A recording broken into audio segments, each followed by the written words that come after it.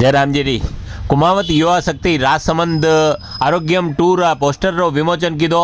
હું આપને बताऊं कि कुमावत युवा शक्ति राजसमंद व अनंता अस्पताल उदयपुर तत्वावधान में 4 जनवरी 2025 ने मदारा तहसील रेलमगरा में निःशुल्क चिकित्सा शिविर आयोजित वेरियो है और अणीरी बैठक में जिला अध्यक्ष नेमीचंद जी कुमावतरी अध्यक्षता में यह बैठक हुई। जनी पश्चात युवाओं मिलने यो पोस्टर रो विमोचन कीधो। जिला महामंत्री चेतन कुमावत बताया कि शिविर में जनरल मेडिसिन, नेत्र रोग, ENT रोग, स्त्री रोग विशेषज्ञ सहित सभी बीमारियां रा उपचार कीधो जाएगा और वहीं शिविर में रजिस्ट्रेशन करवा वाला जरूरतमंद मरीजारी निःशुल्क आँखारा ऑपरेशन अनंता हॉस्पिटल में निःशुल्क कीधो जाएगा। बैठक में भाजयुमो अध्यक्ष मोहन कुमावत, नानालाल कुमार, सुंदरलाल, भंवरलाल, रतनलाल, मुरलीधर, राजप्रकाश, लादूलाल, अक्षय, बेरूलाल, जयेश, राकेश, कैलाश, सुरेश, दालचंद सहित काफ़ी सदस्य उपस्थित था।